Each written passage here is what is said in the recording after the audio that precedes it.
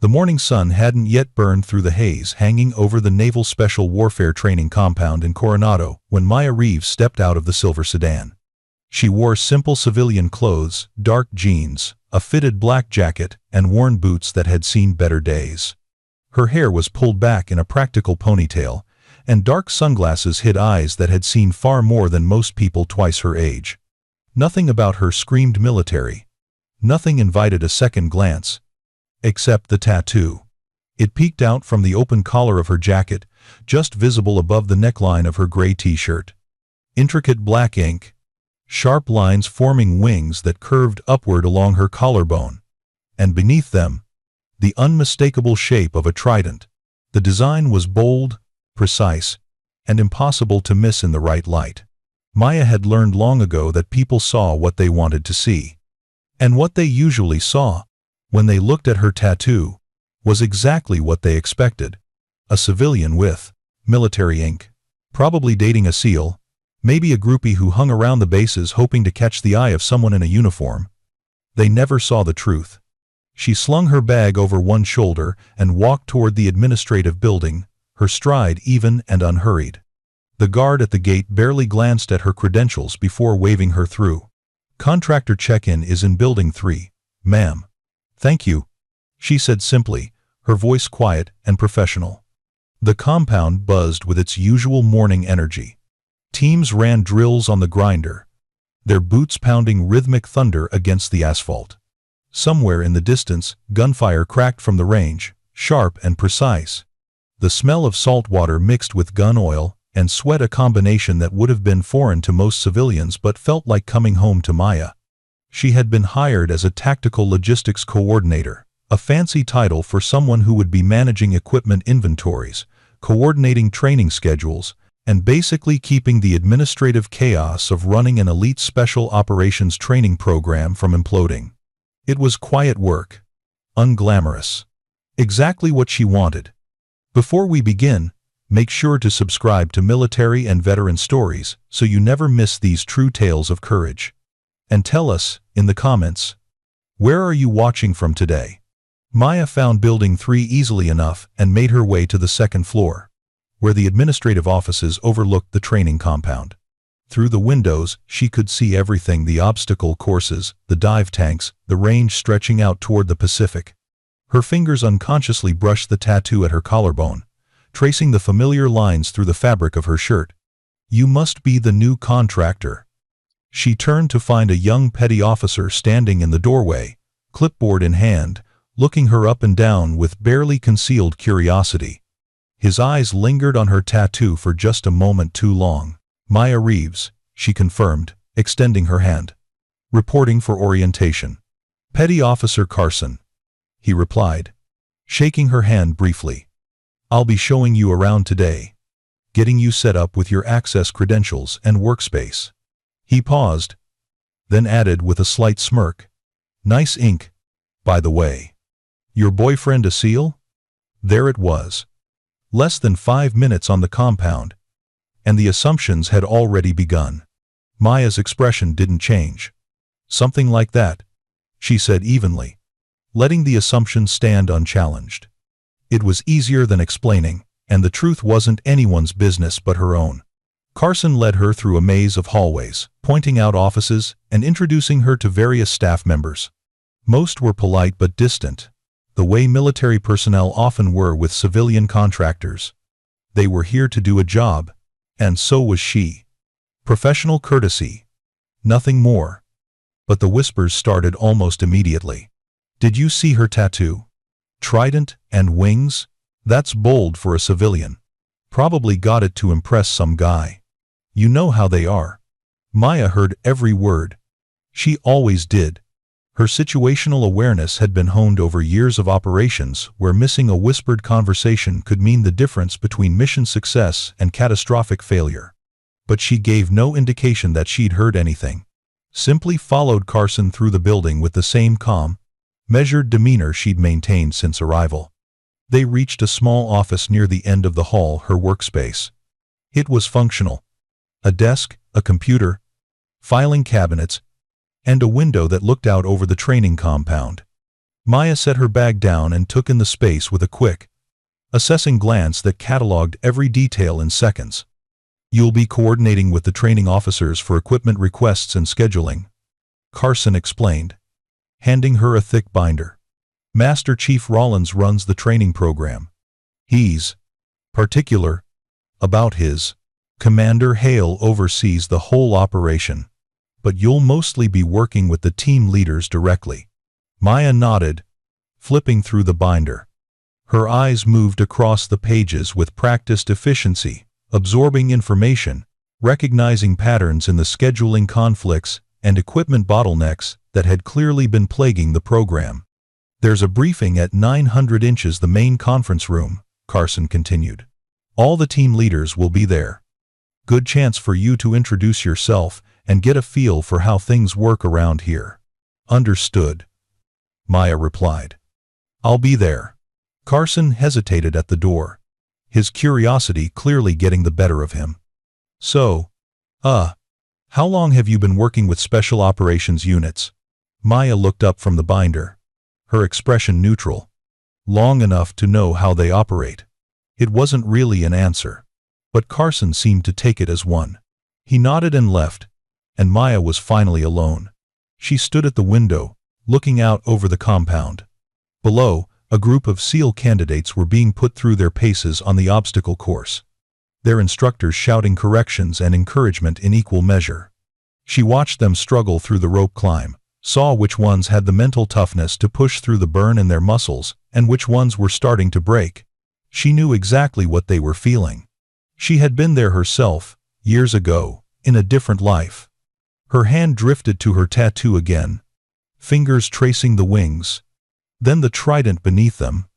The ink was old now, the lines slightly faded, but still sharp enough to tell their story to anyone who actually knew how to read it. The wings had come first, Navy pilot wings, earned after countless hours in the cockpit of an F/A-18 Super Hornet, flying combat missions off carrier decks in conditions that would have terrified most people. She had been one of the first women to fly combat missions in the program. Back when the resistance to female pilots was still strong, back when every flight felt like a test she had to pass perfectly, or risk being used as evidence that women didn't belong in fighters. She had passed every test, and then some.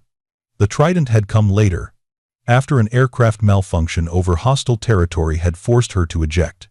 She had survived the ejection, survived the landing in enemy terrain, and survived the 3 days it took for a SEAL team to reach her position and extract her.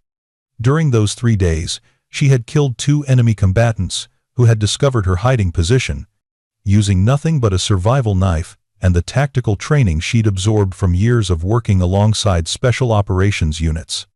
The SEAL team that pulled her out had been so impressed that their commanding officer had put her name forward for a special cross-training program. It was experimental, highly classified, and designed to create operators who could function in both air and ground special operations roles. The attrition rate was brutal. Out of 12 candidates, only 3 had made it through. Maya had been one of them. She had earned her Trident the hard way, going through the same hell as every other SEAL, proving herself in training and in combat. Her call sign had been Valkyrie, bestowed by the same team that had extracted her, a nod to the Norse warriors who chose which soldiers lived and died in battle. But that was another life, another identity. Now she was just Maya Reeves, civilian contractor, trying to find some peace in the quiet work of logistics and schedules. The tattoo was all she had left of that former life, a permanent reminder of who she had been and what she had sacrificed to get there. The sacrifices had been considerable. Relationships destroyed by long deployments and classified missions she could never talk about. A body that bore the scars of ejection burns, shrapnel wounds, and training accidents. And the memories, the ones that woke her up, at 300 inches a cold sweat, reliving the moment when her aircraft had disintegrated around her, or the weight of a dying teammate in her arms during an operation that had gone sideways in the worst possible way. She had left active duty 6 months ago, honorably discharged after 12 years of service that officially showed her as a Navy pilot with a few routine deployments. Her actual service recorded the classified portions that detailed her SEAL qualification, and the operations she had conducted was locked away in files that most people would never see. And that was exactly how she wanted it. Maya turned away from the window and began organizing her desk. There was work to do, and dwelling on the past served no purpose. She had chosen this path, chosen the quiet anonymity of civilian work, and she was determined to make it work. At 0855, she gathered her notepad and headed toward the conference room.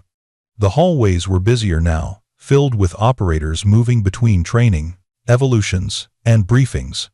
She passed groups of SEALs in their tan uniforms, their conversations falling silent as they noticed her, their eyes tracking her the way trained warriors tracked anything that didn't quite fit their environment.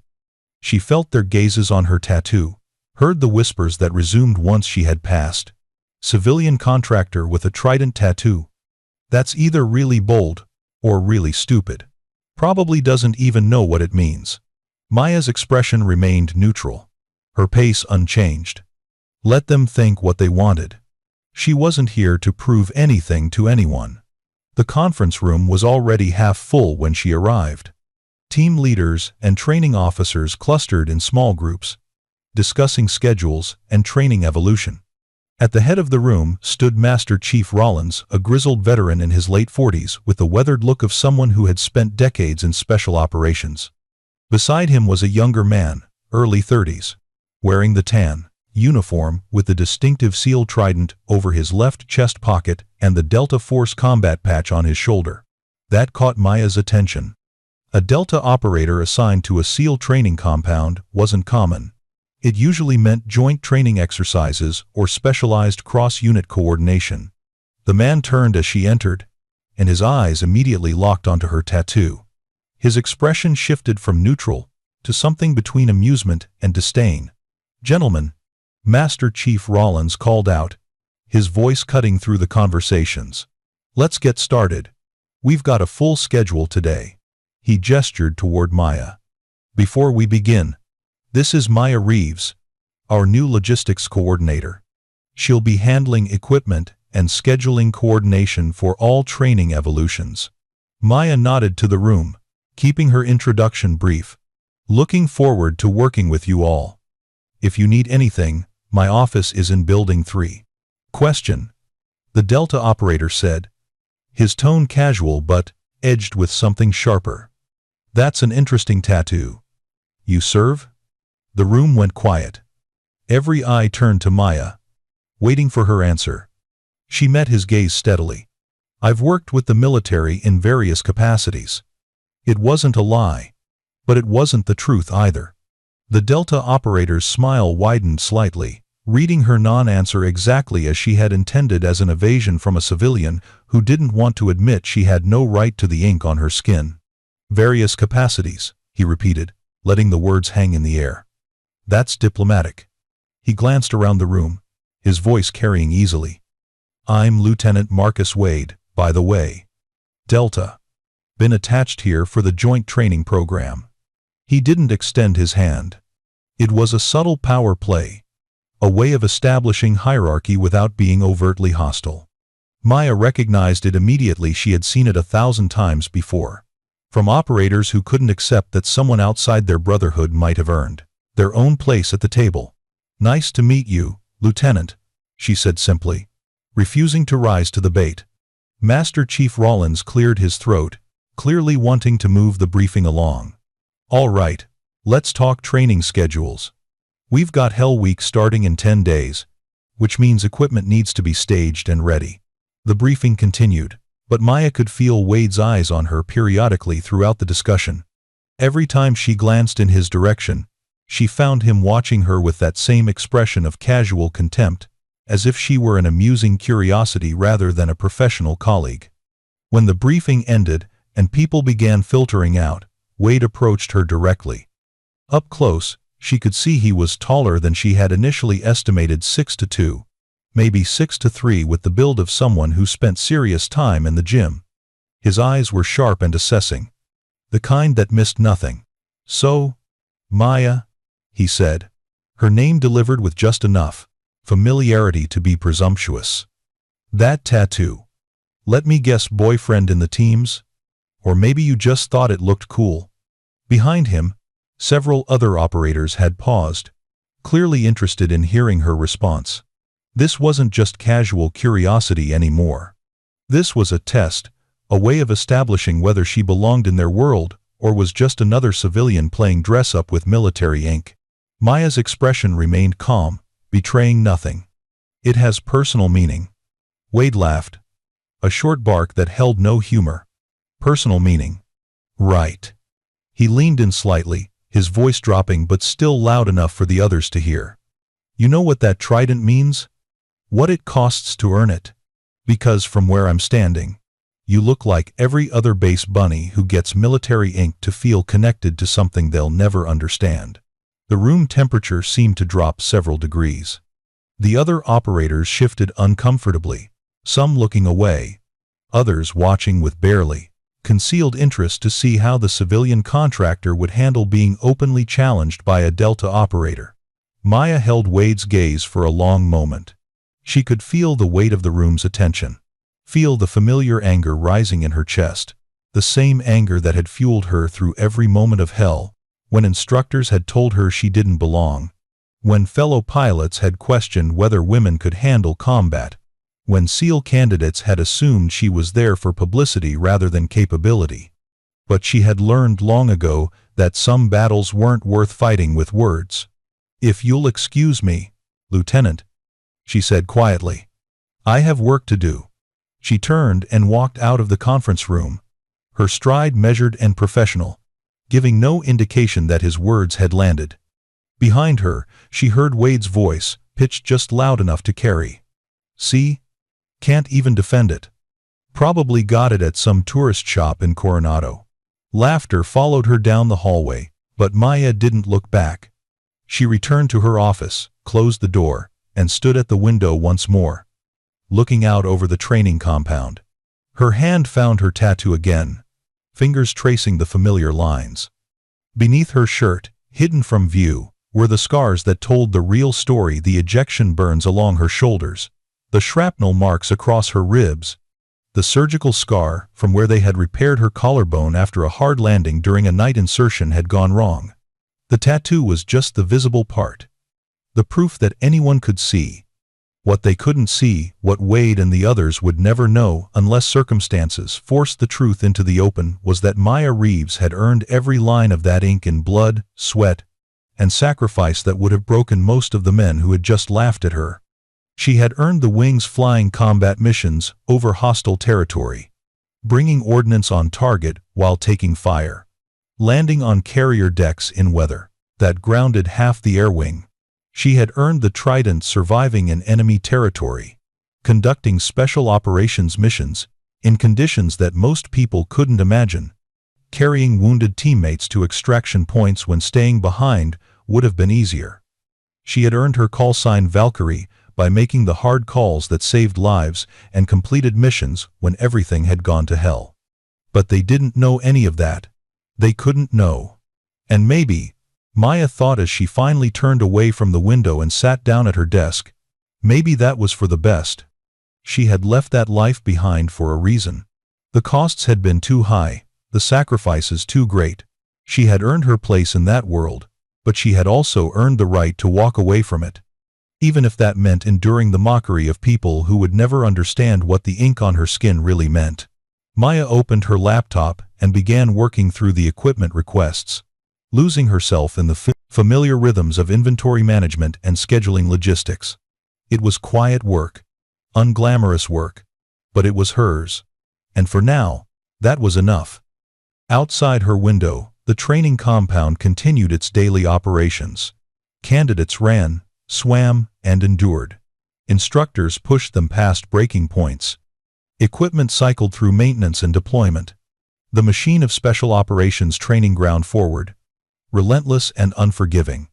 And Maya Reeves sat at her desk, fingers occasionally brushing her tattoo, remembering a different time when she had been part of that machine, when she had been Valkyrie, when she had flown and fought and bled for something bigger than herself. That was 3 days ago. Since then, the mockery had only intensified. The mockery had evolved from casual dismissal to something more organized, more deliberate. Lieutenant Marcus Wade had apparently decided that the civilian contractor with the fake military tattoo was the perfect source of entertainment for his team. On the second day, Maya had found a printout taped to her office door, a screenshot from a tattoo parlor website advertising military tribute tattoos for civilians. Someone had circled the Trident and Wings designs with a red marker and written "Stolen Valor Special, $299" across the top. She had removed it without comment and continued with her work. On the third day, Wade had made a point of stopping by her office with 2 other Delta operators, ostensibly to discuss equipment requisitions for an upcoming training evolution. But the conversation had quickly devolved into thinly veiled jabs about civilians who wear the uniform without earning it, and tattoo artists who don't understand what the symbols mean. Maya had provided them with the equipment lists they requested and maintained her professional demeanor throughout. She had dealt with far worse during her years in service. This was just noise. But the constant scrutiny was wearing. Not because it hurt her feelings, but because it was exhausting to maintain the facade of the unassuming civilian when every instinct she had honed over 12 years of military service wanted to set the record straight.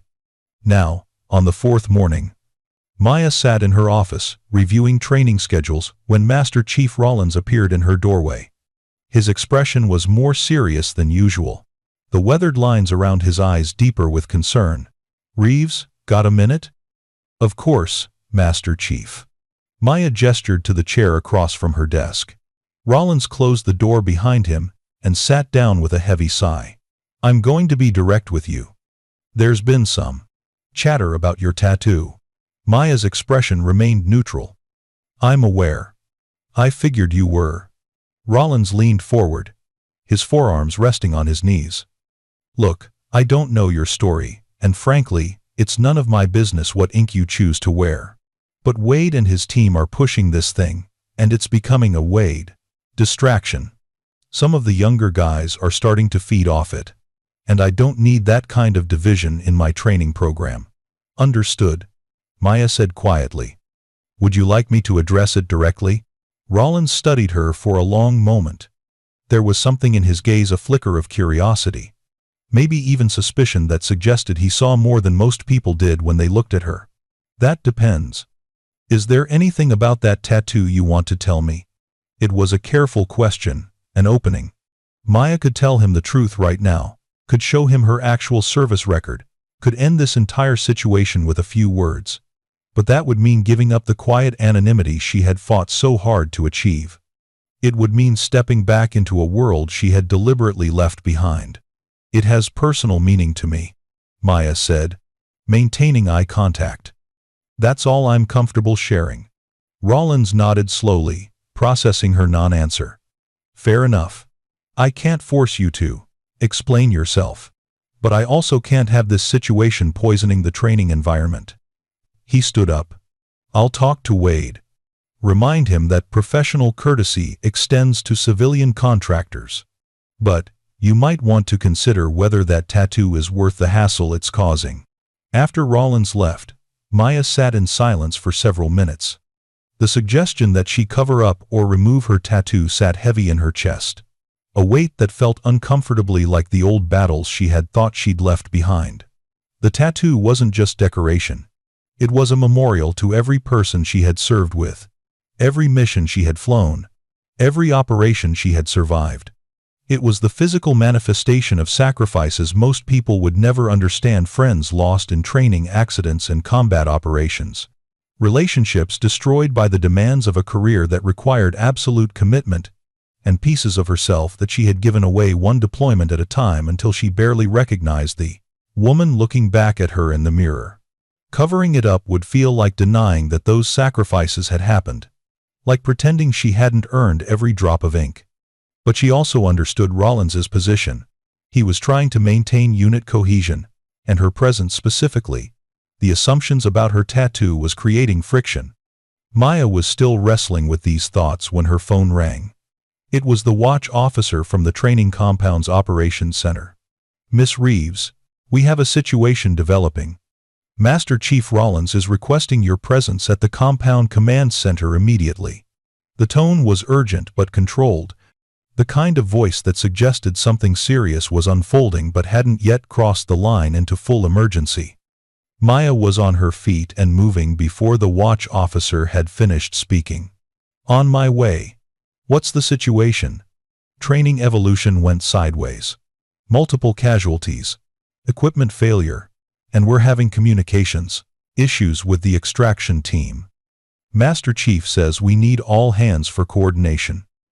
Maya's mind shifted instantly into a different mode. The one that had served her through countless crises over 12 years of service. Casualties, how many and what severity? 3 injured, 1 critical. Medevac is en route, but we're having trouble coordinating the landing zone due to the communications breakdown. I'll be there in 2 minutes. Maya hung up and grabbed her go bag, the one she had. Kept packed out of habit even though her job description didn't technically require it. Inside were basic first aid supplies, a tactical radio, and a few other items that most logistics coordinators wouldn't have thought to keep on hand. Old habits died hard. The command center was controlled chaos when Maya arrived. Master Chief Rollins stood at the central console, coordinating between multiple radio channels while officers and senior enlisted personnel clustered around situation maps and communication equipment. The large screen on the wall displayed a satellite view of the training area where the incident had occurred, a remote section of the compound used for advanced maritime operations training. Reeves, thank God. Rollins turned to her, his expression grim. I need you to coordinate equipment staging for the medevac landing. We've got a helo inbound in 15 minutes. But the regular LZ is compromised due to the training accident. We need to set up an alternate site. And I need someone who understands both the equipment requirements and can move fast. What happened?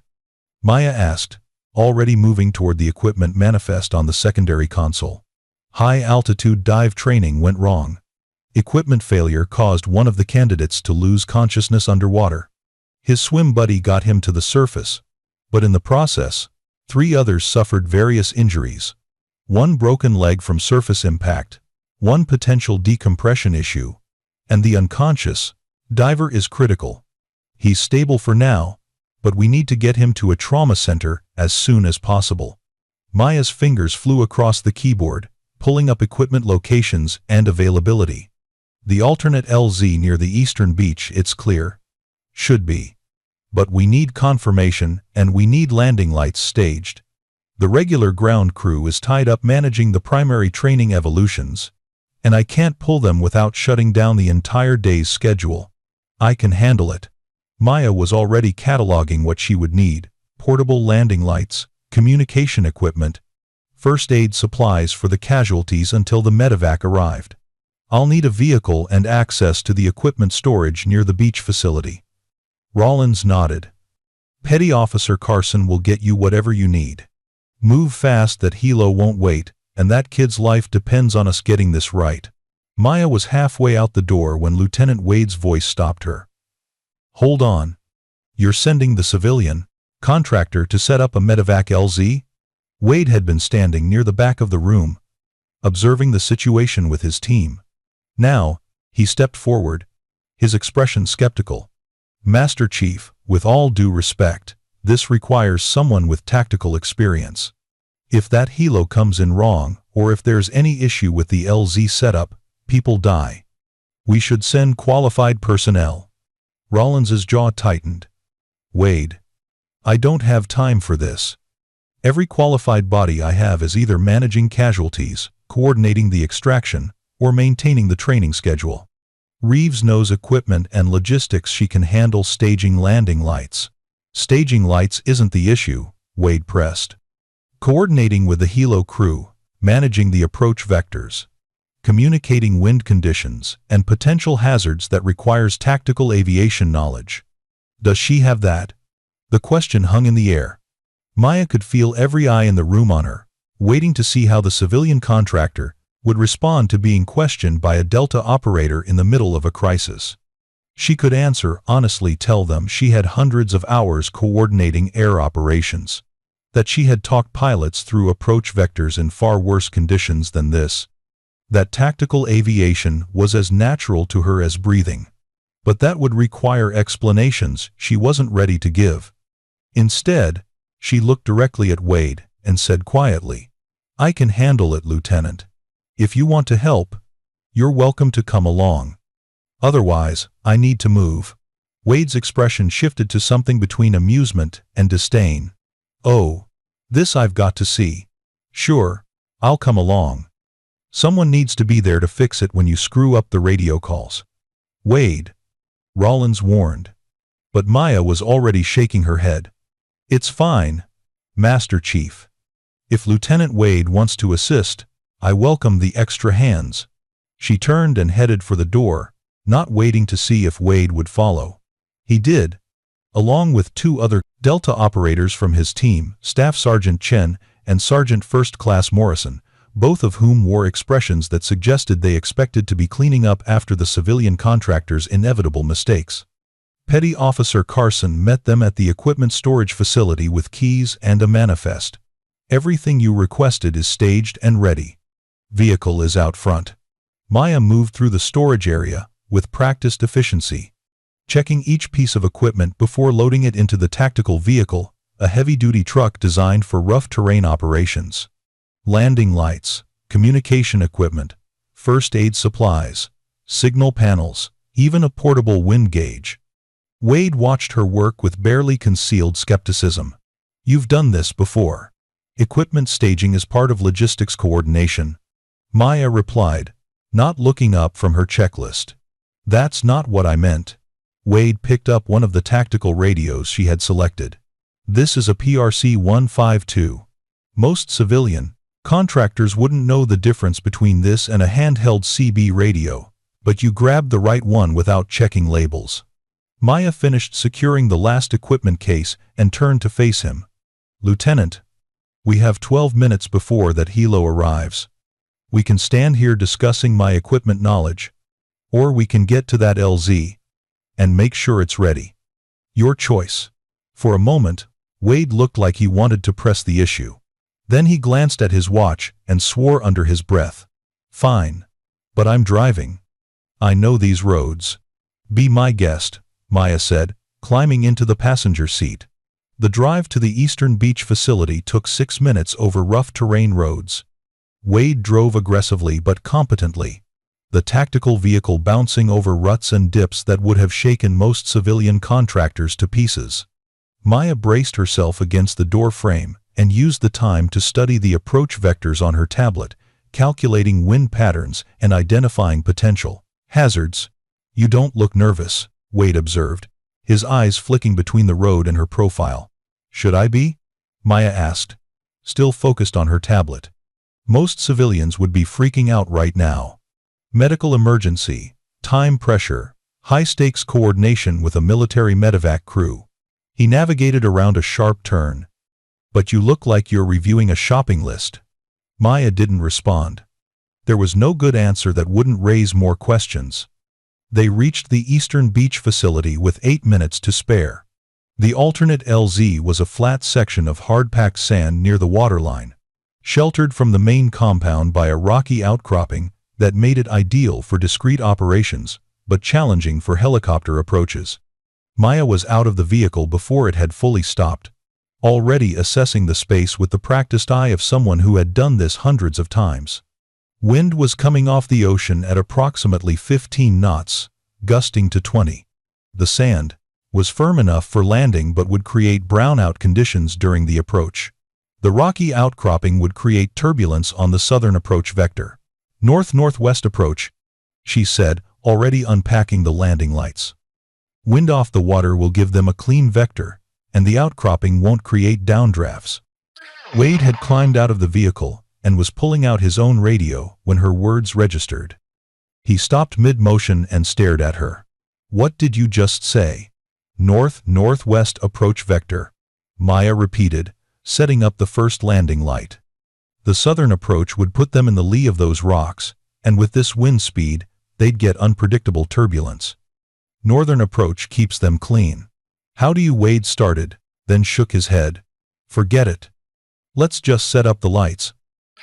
They worked in tense silence, Maya positioning the landing lights in a precise pattern that would give the incoming pilot clear visual reference points for approach and touchdown.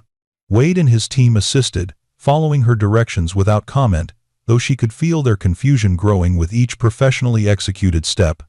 When the lights were positioned, Maya pulled out the tactical radio and began programming frequencies. Her fingers moved across the keypad with automatic precision, muscle memory from years of using identical equipment in far more challenging conditions. "Reeves," Wade said slowly, watching her work. "That's a military frequency you just programmed." "It's the medevac coordination frequency," Maya replied, keying the handset. "Otherwise, I can't communicate with the incoming bird." "Yeah. But how do you know?" "Coronado medevac. This is Beach LZ. Radio check."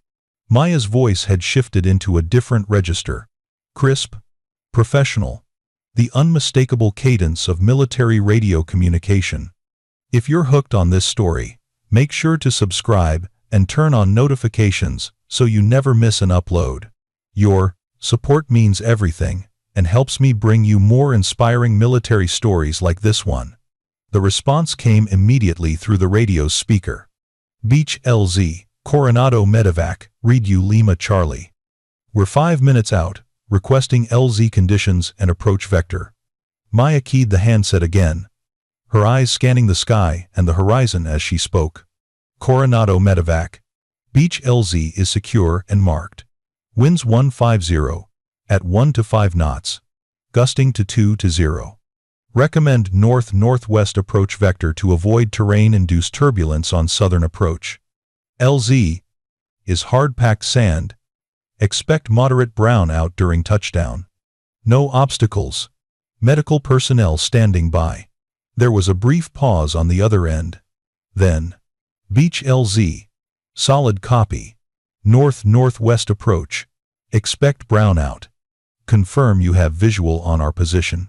Maya looked toward the northwestern sky and spotted the approaching helicopter, still several miles out but visible as a dark speck against the afternoon. "Sun. Coronado medevac. I have you in sight. Approximately 5 miles northwest. Angels 2. Wade had stopped pretending to work on the equipment. He was staring at Maya with an expression that had shifted from skepticism to complete confusion. Behind him, Chen and Morrison wore similar expressions. "She's calling angels," Chen said quietly to Morrison. "That's altitude in thousands of feet. How does a civilian contractor know that terminology?" Morrison just shook his head, equally baffled. The helicopter grew larger in the sky, its rotors creating a distinctive thudding sound that carried across the water. Maya continued providing approach updates, her voice calm and precise, adjusting her guidance as the pilot compensated for wind conditions. "Coronado medevac. You're looking good. Maintain current heading. Wind is steady at 1 to 5 knots. Gusting from the southwest. LZ is at your 12 o'clock, 2 miles. Roger, LZ in sight. Thanks for the vectors, Beach LZ. This is some of the cleanest talk-on I've gotten from a ground controller in months. You former tower?" Maya's finger hesitated on the transmit button for just a fraction of a second. A pause so brief that only someone trained to notice such things would have caught it. "Something like that," she replied. "You're cleared to land. Winds favor northern approach. Watch for brownout on touchdown. Copy all. Commencing approach." The helicopter descended toward the LZ, its rotor wash kicking up sand and creating the predicted brownout conditions. But Maya's positioning of the landing lights had been perfect even through the swirling sand. The pilot had clear visual reference points. The aircraft touched down with textbook precision, exactly where Maya had intended.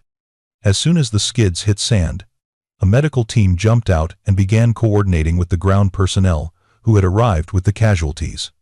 Maya maintained her position at the edge of the LZ, radio in hand, ready to provide support if needed. The critical patient, a young SEAL candidate, unconscious but stable, was loaded onto the helicopter within minutes. The other injured personnel would be transported by ground ambulance to the base hospital, their injuries less severe. Coronado Medevac. You're clear for departure when ready. Maya transmitted. Winds unchanged. Recommend departure on reciprocal heading. Roger that. Beach LZ. Appreciate the professional coordination. You ever decide to come back to active duty? Look us up. We could use controllers like you. The helicopter lifted off, banking northward exactly as Maya had recommended, its rotors creating a vortex of sand and spray that obscured everything for several seconds. When the air cleared, the aircraft was already climbing toward the horizon, carrying its critical patient toward definitive medical care. Maya lowered the radio and took a deep breath, feeling the familiar post-crisis come down that always followed high-stakes coordination. Around her, the ground personnel were packing up equipment and preparing to transport the other injured candidates. Then she became aware of the absolute silence behind her. She turned to find Wade, Chen, and Morrison standing exactly where they had been, staring at her with expressions that had moved well past confusion into something approaching shock. Wade spoke first, his voice carefully controlled. What the hell was that? Maya began breaking down the landing lights, her movements efficient and practiced. That was a successful medevac coordination, Lieutenant. The patient is en route to trauma care, and we can pack up and return to base. That's not what I'm asking. And you know it. Wade moved closer, his eyes locked on her face. That wasn't a civilian contractor doing basic equipment staging. That was a professional air operations controller coordinating a medevac like she's done it 1,000 times. The terminology, the approach vectors, the way you read wind conditions, and predicted brownout, that's not something you learn from a logistics manual. Maya continued packing equipment, not meeting his gaze. I told you I could handle it. Reeves. Wade's voice had lost its mocking edge, replaced by something more serious. Who the hell are you? Before Maya could respond, Chen's radio crackled to life. All units. This is Compound Actual. Be advised. We have a developing situation at Range 7. Fire reported in the ammunition storage facility adjacent to the range. All personnel are to maintain positions and await further instructions. Emergency response teams are mobilizing. Wade immediately keyed his radio. Compound Actual, this is Wade. What's the status of personnel at Range 7? Wade. Compound Actual. We have approximately 40 personnel on the range, mixture of instructors and candidates. Fire is between them and the primary exit route. We're working on evacuation routes, but the fire is spreading fast. Wind is pushing it toward the main ammunition storage. Maya's head snapped up.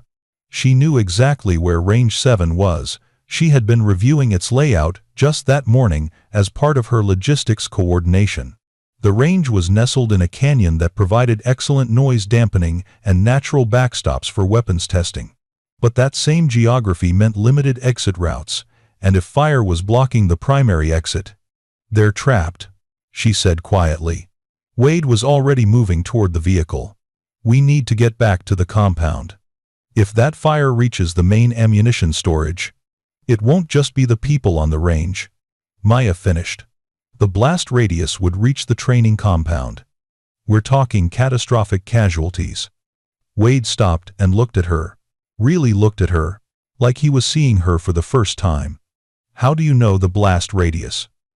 Because I know what's stored in that facility, Maya replied, already calculating in her head. I reviewed the ammunition storage inventory yesterday. If that goes up, everything within 500 meters is gone, and the shock wave will damage structures up to a kilometer out. Chen's radio crackled again. All units. Compound Actual. Situation is critical. Fire has cut off primary exit. We're trying to coordinate evacuation via the coastal route, but we need personnel who know the terrain. Any units in position to assist, respond immediately. Maya looked at Wade, then at the tactical vehicle, then back at the northwestern sky where the medevac helicopter had disappeared. In her mind, she was already mapping the terrain between their current position and Range 7, calculating response times and evacuation routes. She could stay out of it. She could let Wade and his team respond while she finished packing equipment and returned to her quiet logistics job. That would be the smart play, the one that kept her anonymous and out of the spotlight. But 40 people were trapped on that range, and she knew something the others didn't, something that could make the difference between successful evacuation and catastrophic disaster. "The coastal route won't work," she said, pulling out her tablet and bringing up the compound map. "The tide is coming in, and the terrain between here and Range 7 includes sections that are already underwater this time of day. Anyone trying to evacuate that way will be trapped between fire and rising water." Wade stared at the map, his expression grim as he realized she was right. "Then what the hell do we do? We can't leave them there. And if that ammunition storage goes up, there's another route." Maya's fingers moved across the tablet screen, tracing a path through the compound's terrain. "Here. It's a maintenance access road that runs along the eastern ridge. It's not on most maps because it's only used for equipment transport, but it provides high ground access to the range complex. If we can get to them from above, we can evacuate everyone before the fire reaches critical." "How do you know about a maintenance road that's not on the maps?" Chen asked. Maya looked up from the tablet, and for the first time since she had arrived at this compound, she let a fraction of her actual experience show in her eyes. "Because I spent 3 hours reviewing every possible equipment transport route on this compound, including the ones that aren't on the standard maps. It's my job to know logistics." It wasn't the full truth, but it was enough of the truth to be believable.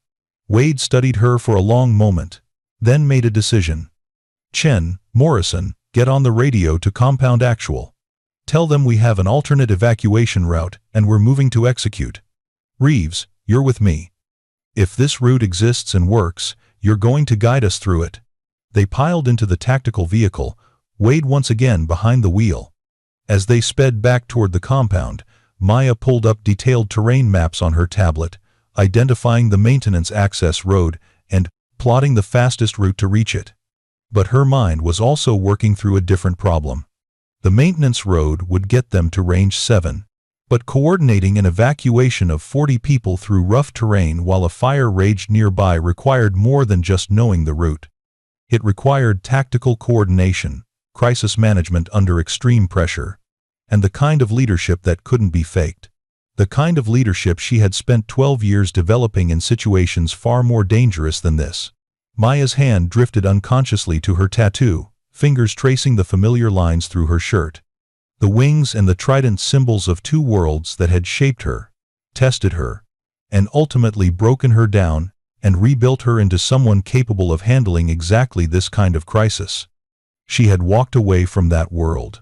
She had chosen the quiet life, the anonymous logistics job, the peace of not having to prove herself every single day. But right now, 40 people were trapped on a range with fire closing in and ammunition that could explode at any moment. And she was the only person in this vehicle who had the experience to coordinate the kind of complex evacuation operation that could save them. The question was, could she do it without revealing who she really was? Wade glanced over at her as he navigated the rough terrain, his expression unreadable. "You're different from any civilian contractor I've ever met." Maya kept her eyes on the tablet. "I take my job seriously. It's more than that."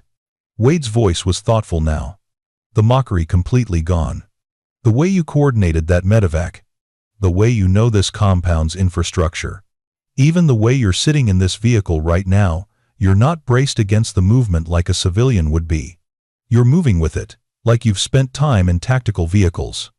"Lieutenant Wade, with all due respect, we have more pressing concerns right now." "You're right.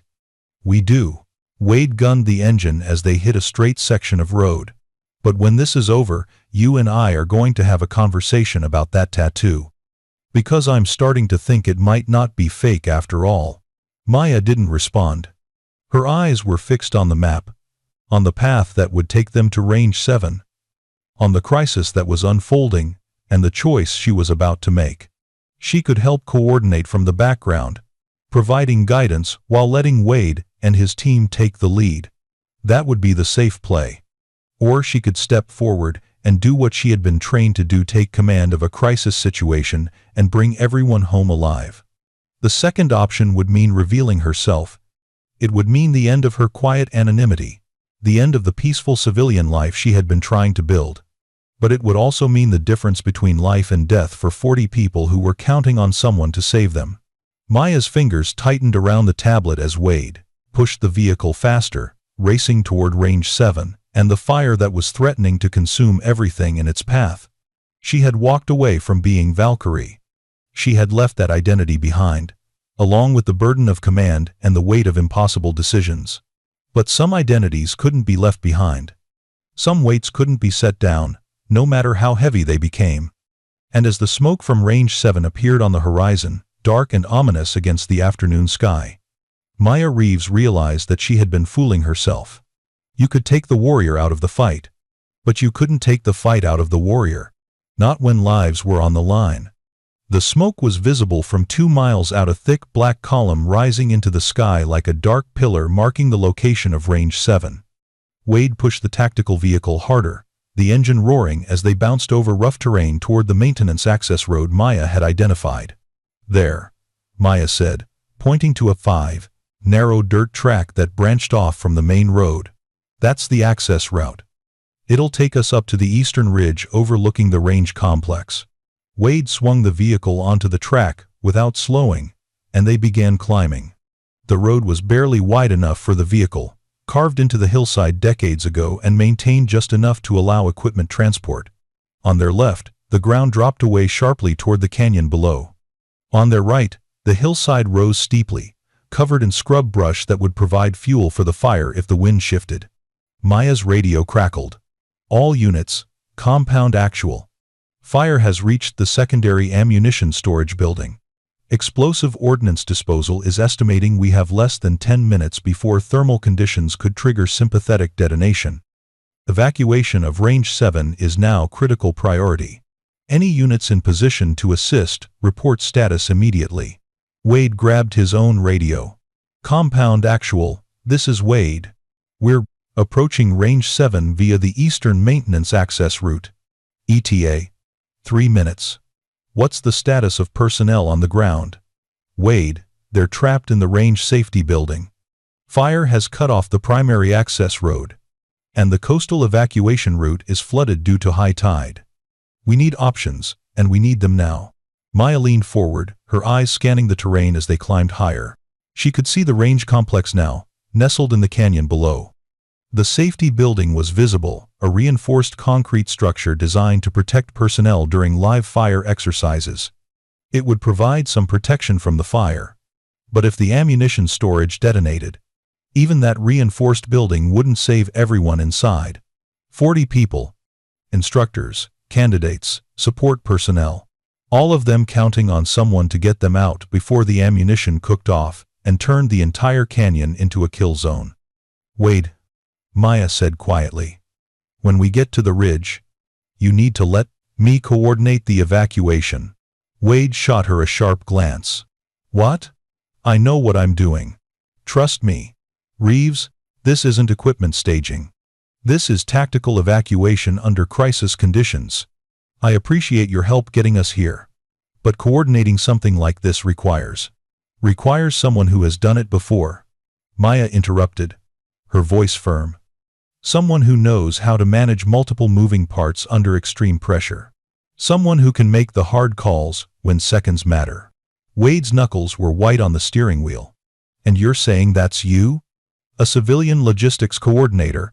I'm saying that if you want to get those 40 people out alive, you need to trust me.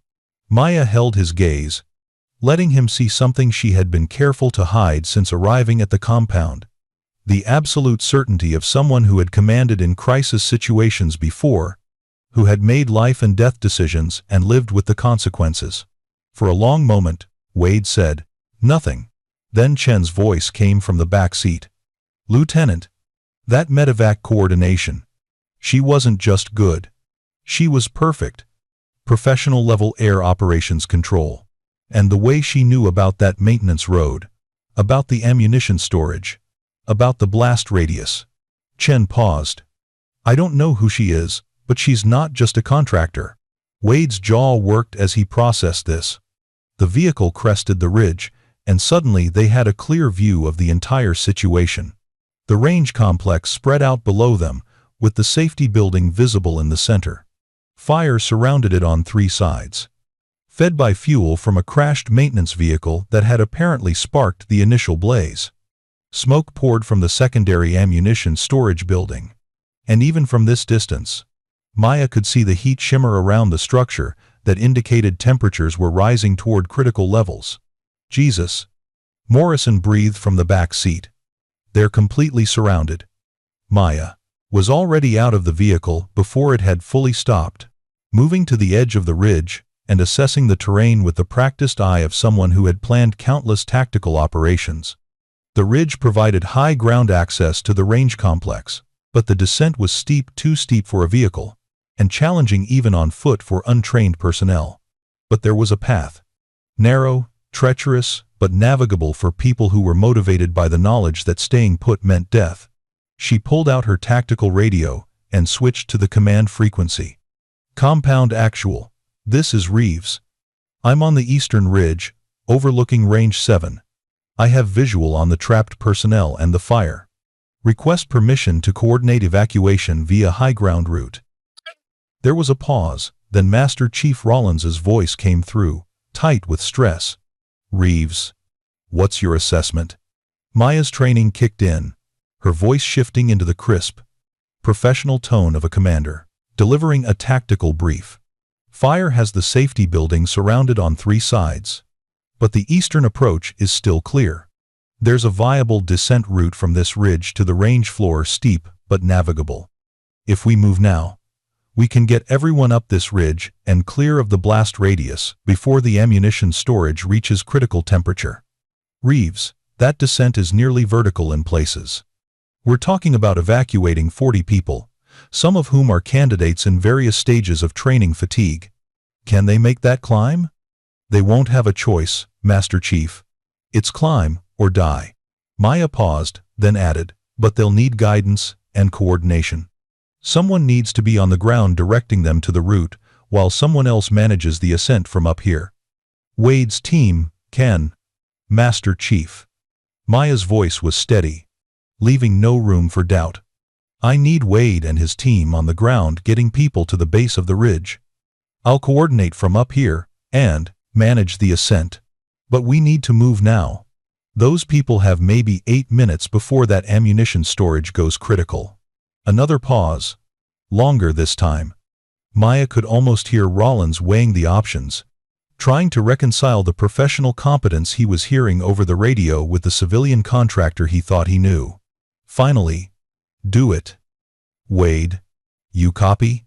Wade had been standing beside Maya, listening to the exchange with an expression that cycled between confusion, frustration, and grudging respect. Now he keyed his own radio. Copy, Master Chief. Moving now. He turned to Maya, and for the first time since she had met him, there was no mockery in his eyes. Just the focused intensity of an operator preparing to execute a dangerous mission. If we're doing this, we're doing it right. You better know what you're doing, Reeves. I do, Maya said simply. Get down there, and get them moving. I'll guide them up from here.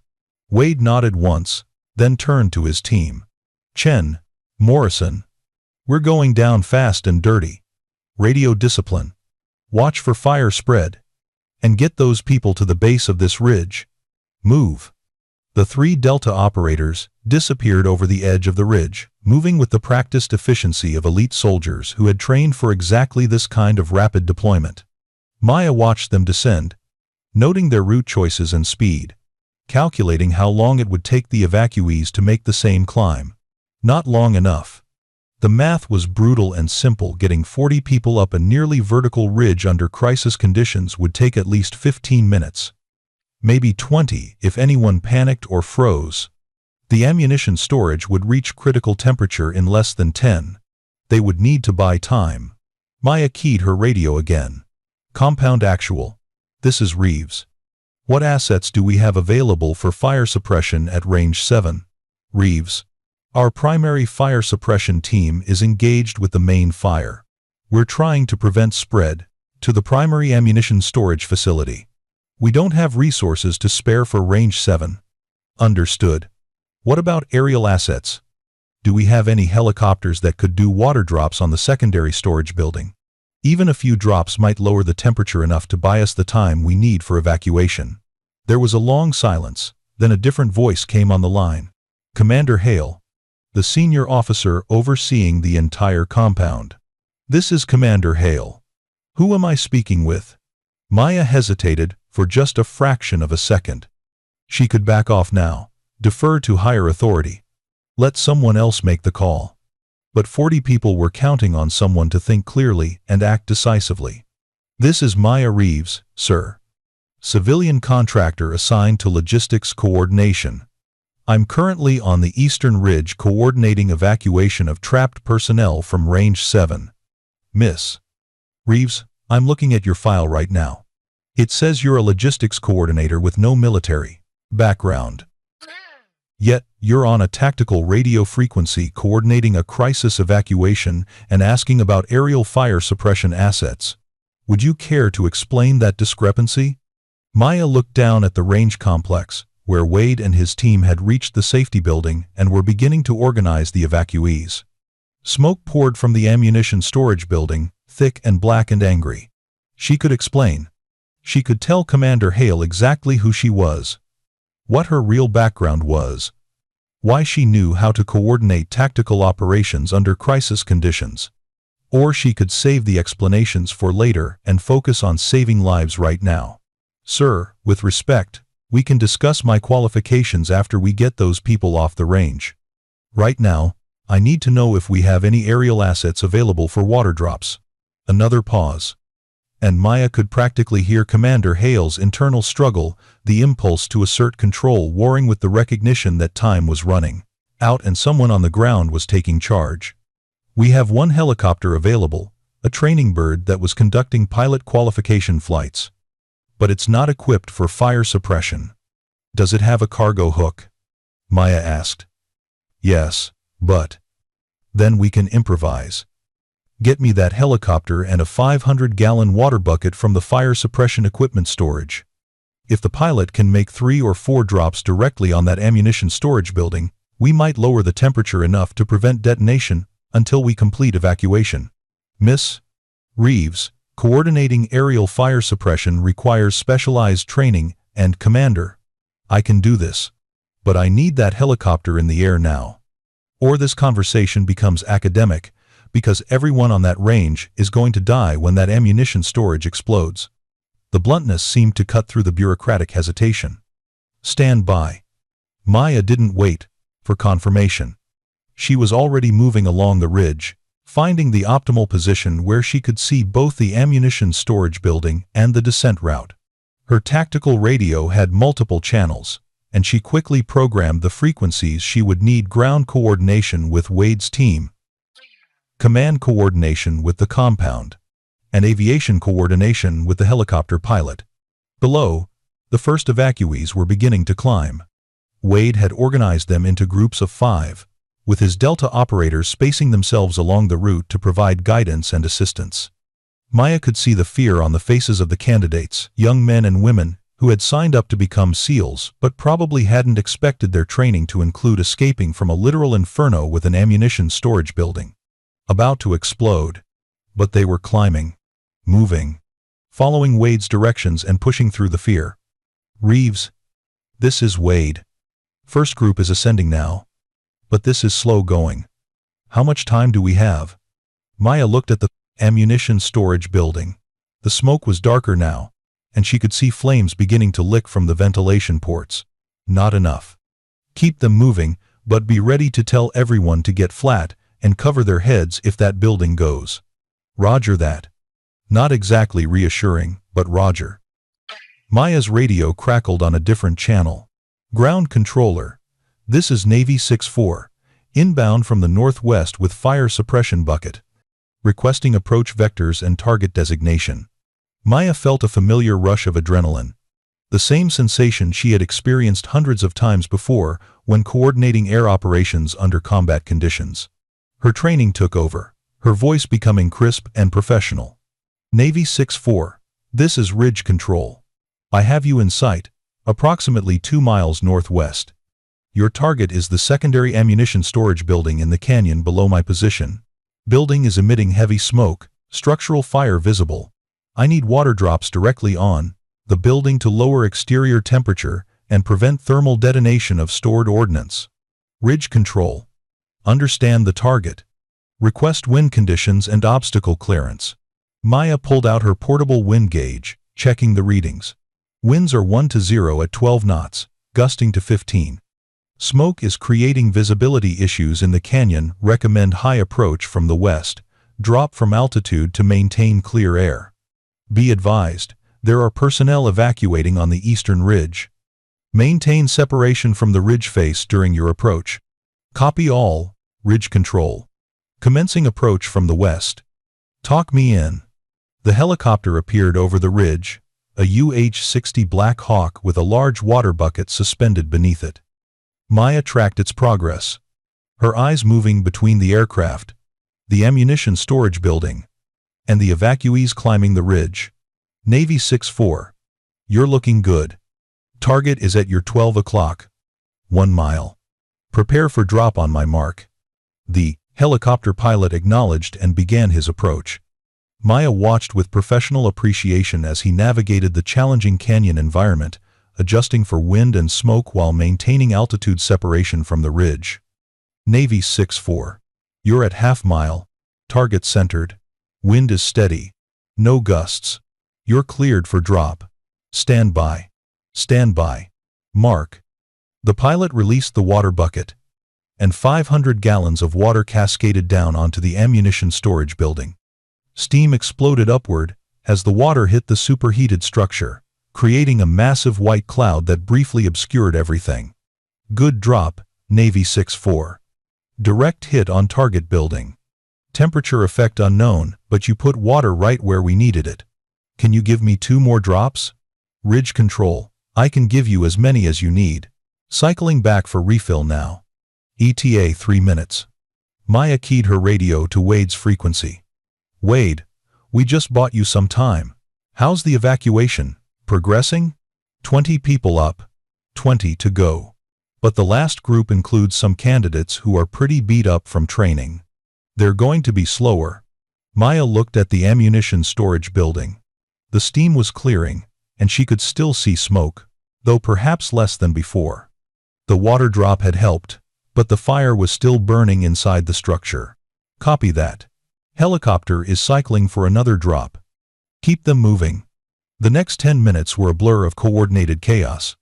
The helicopter made 2 more water drops, each one buying precious time by lowering the external temperature of the ammunition storage building. Maya coordinated the drops while simultaneously directing evacuees up the ridge, her voice calm and steady over the radio, even as her mind calculated the razor-thin margin between successful evacuation and catastrophic disaster. Wade and his team worked with impressive efficiency on the ground, organizing the evacuees and providing assistance to those who struggled with the climb. But it was taking too long. Even with the helicopter drops, the fire was still burning, and the ammunition inside that building was still heating toward the temperature that would trigger detonation. Ridge Control. This is Navy 6-4. I'm making another approach, but I need you to know that smoke conditions are deteriorating. Visibility in the canyon is getting critical. Maya's jaw tightened. The pilot was right. The smoke was getting thicker, creating hazardous flying conditions. But they still had evacuees on the ridge, still had people in the danger zone. Navy 6-4. Understand your concerns. Can you make 1 more drop? There was a pause, and Maya could imagine the pilot weighing risk versus benefit, making the same kind of calculation she had made 1,000 times before in combat. Ridge Control, I'll make the drop. But this needs to be the last one. If conditions deteriorate further, I won't be able to safely navigate the canyon. Acknowledged, 6-4. Make this one count. The helicopter appeared through the smoke, lower than before, the pilot pushing the limits of safe flying to get close enough for an accurate drop. Maya's heart rate accelerated as she watched the approach. Professional appreciation mixing with concern as the aircraft navigated conditions that were becoming increasingly dangerous. Navy 6-4. You're at 700 meters. Target bearing 090. Smoke is obscuring my visual on your position. Confirm you have the target building. Ridge control, I have the target. Some turbulence from the thermal activity. But I'm stable. Commencing final approach. Maya held her breath as the helicopter closed the distance. Through gaps in the smoke, she could see the water bucket swaying beneath the aircraft. See the pilot fighting wind and thermal turbulence to maintain approach vector. 6-4, you're looking good. Target at 12 o'clock. 300 meters. Steady as she goes. And then everything went wrong. A violent gust of wind, driven by the thermal activity from the fire, caught the helicopter broadside. The aircraft lurched sideways, the water bucket swinging wildly on its suspension cable. The pilot fought for control, but the turbulence was too severe, the conditions too unstable. Ridge control. I'm aborting. Losing control authority.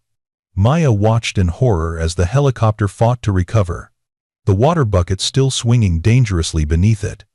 If the pilot couldn't regain control, if the aircraft crashed. But then training and skill prevailed over chaos. The pilot dumped the water bucket, releasing the weight and immediately regaining stability. The helicopter climbed rapidly, fighting free of the turbulent air near the fire and reaching clear sky above the smoke. Ridge control. Navy 6-4 is clear and stable. I had to dump the bucket to maintain control. That's it. For water drops, conditions are too dangerous for another have approach. Maya's mind raced. The evacuees were still climbing, still vulnerable. Without more water drops to suppress the fire, the ammunition storage building would reach critical temperature within minutes. They were out of time. Wade, this is Reeves. How many people still on the ground? Wade's response came back immediately, his voice tight. Last group of 8 just started climbing. But we've got a problem. One of the candidates is injured, twisted ankle during the climb. He can barely walk, let alone climb this ridge. Maya looked down and saw them, the last group of evacuees, clustered at the base of the ridge. And there, supported between 2 other candidates, a young man who was clearly in pain, who would never make the climb fast enough to clear the blast radius before the ammunition storage detonated. The math was brutal and simple. 8 people, 1 injured, maybe 5 minutes to detonation. It wasn't enough time, unless someone stayed behind to help the injured candidate. Someone with the training and experience to move fast, to half-carry someone up a nearly vertical ridge under crisis conditions. Someone like her. Maya was moving before she consciously made the decision, scrambling over the edge of the ridge and descending with a speed that would have been reckless for anyone without her training. Her boots found purchase on rocks and roots, her hands grasping natural handholds that she identified instantly through years of tactical climbing experience. Reeves? What the hell are you doing? Wade's voice crackled over the radio, shock evident even through the static. Getting that last group up, Maya replied, her breathing controlled despite the rapid descent. Tell everyone else to clear the ridge top and get to minimum safe distance. Reeves, you can't. Wade, that's an order. Clear the ridge and get to safety. I'll bring up the rear with the injured candidate. An order? You're a civilian contractor. You can't give me orders. Maya hit the bottom of the ridge and immediately moved toward the last group of evacuees. The injured candidate was in worse shape than she had thought. His ankle was badly swollen, possibly broken, and his face was pale with pain and fear. I've got him, Maya said to the 2 candidates who were supporting him. You 2 get up that ridge now.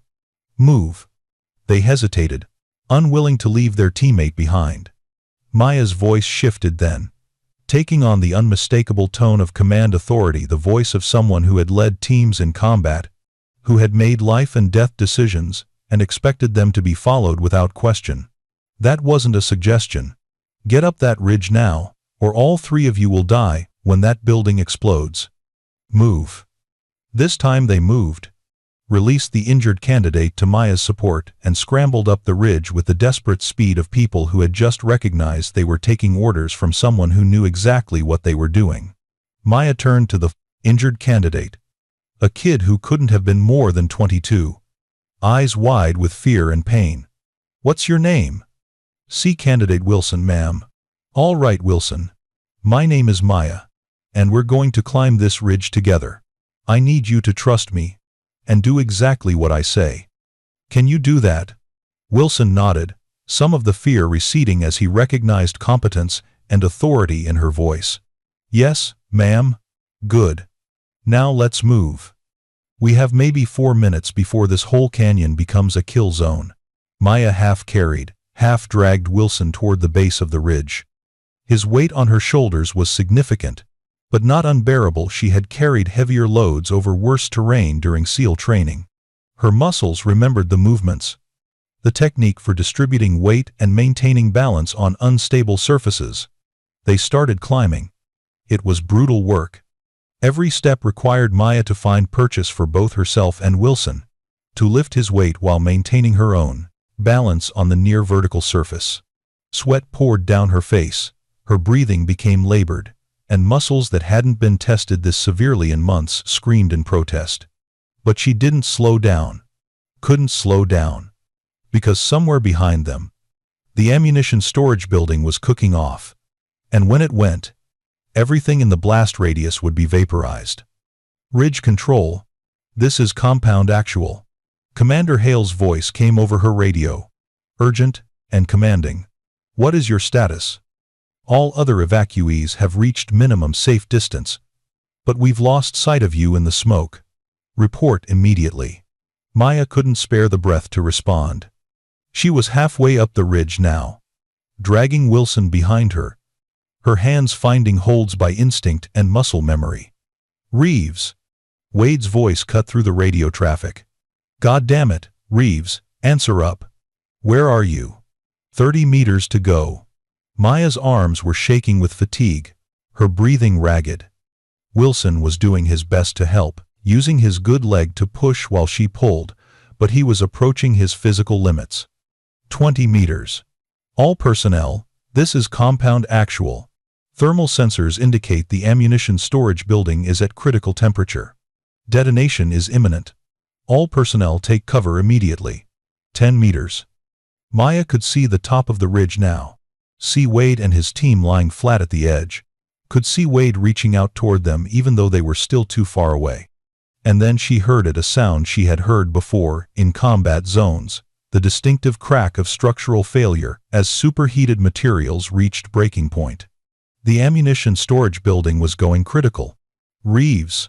Wade's voice, raw with fear and urgency. Maya summoned reserves of strength she didn't know she still possessed, hauling Wilson up the final meters of the ridge with a desperate burst of speed. Her hands found the edge, found solid ground, and then Wade's hands were there, grabbing Wilson and pulling him to safety while Chen reached down for Maya. She felt herself being pulled up, felt strong hands gripping her arms and dragging her over the edge of the ridge. "Down!" Wade shouted.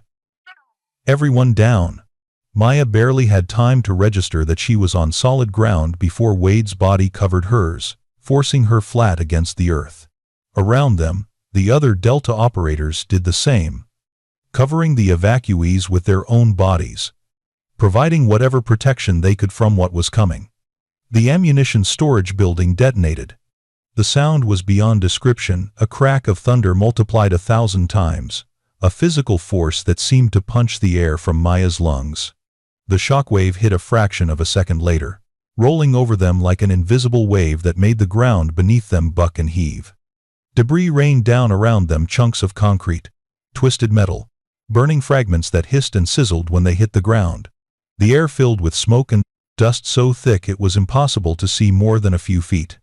And then, gradually, the chaos subsided. The debris stopped falling. The ground stopped shaking. The roar of the explosion faded into an eerie silence broken only by the ringing in everyone's ears and the distant sound of secondary fires burning.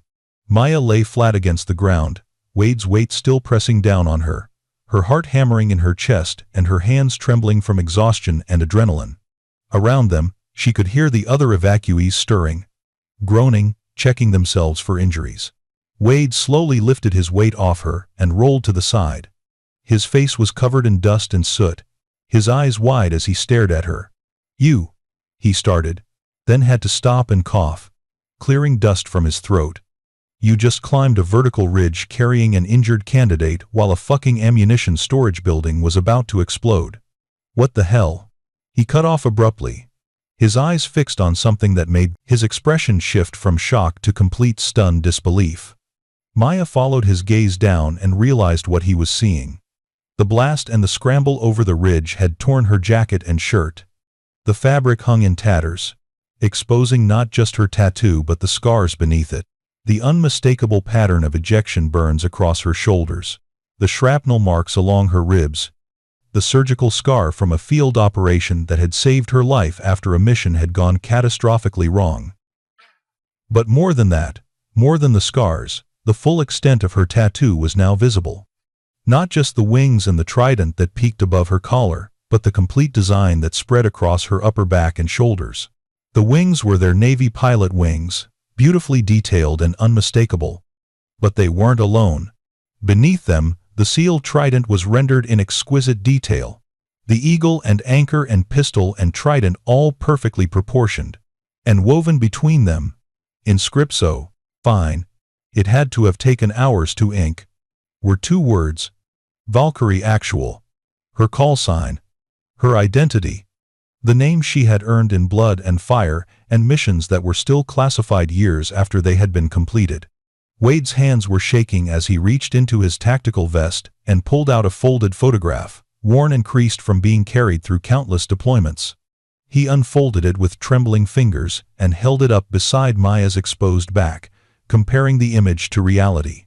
The photograph showed a female pilot standing beside an F/A-18 Super Hornet, her helmet under one arm, her face partially obscured by the angle. But her flight suit was unzipped at the top, revealing the same distinctive tattoo wings and trident and call sign, identical to the one Maya bore. "I was in Iraq in 2019, Wade said, his voice barely above a whisper. "Joint Task Force operation. We needed close air support for an extraction that had gone sideways. And this pilot," he gestured at the photograph, "this pilot flew through conditions that had grounded everyone else, took fire from 3 different positions, and put ordnance so close to our position that we could feel the heat wash over us. She saved 12 operators that day, including me." Wade looked from the photograph to Maya's face, his expression cycling through disbelief, recognition, and dawning understanding. The pilot's call sign was Valkyrie Actual. After the mission, when we tried to thank her, we were told the pilot was classified, that the entire operation never officially happened.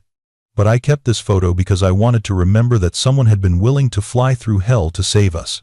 He carefully refolded the photograph and put it back in his vest, then looked at Maya with an expression that had transformed completely from the mockery and condescension of their first meeting. "You're her. You're Valkyrie Actual.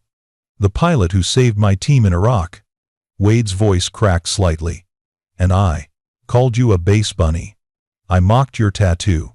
I questioned whether you had earned it." Around them, the other evacuees had begun to realize something significant was happening. The candidates and instructors who had made it off the range were sitting up, looking between Wade and Maya with growing confusion and curiosity.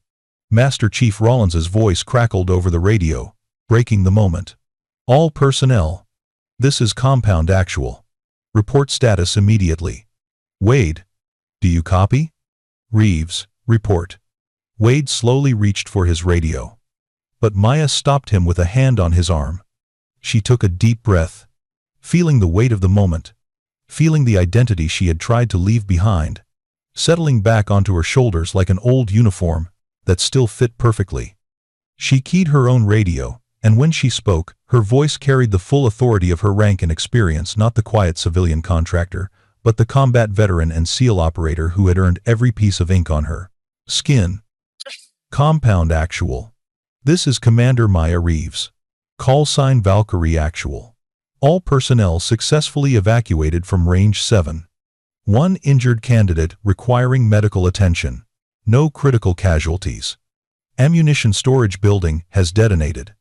But all personnel were clear of the blast radius. Mission accomplished.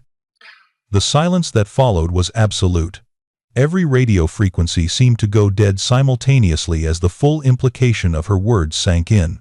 Commander, not contractor. Valkyrie actual, not Maya Reeves the civilian. Mission accomplished, in the language of someone who had commanded operations far more dangerous than this one. Wade was staring at her with an expression that might have been funny under other circumstances. Absolute shock mixed with dawning horror at how badly he had misjudged her. Commander? He said faintly. You're a fucking commander. Maya stood up slowly, brushing dust and debris from her torn clothing. Around her, the 40 evacuees she had just saved were beginning to understand that the quiet civilian contractor who had coordinated their rescue was something very different from what they had assumed. Former commander, Maya corrected quietly. I left active duty 6 months ago. The contractor position was supposed to be a quiet retirement, a way to stay connected to the community without the operational tempo. She looked at Wade, then at the others gathered around them. Clearly, that didn't work out as planned. Valkyrie actual.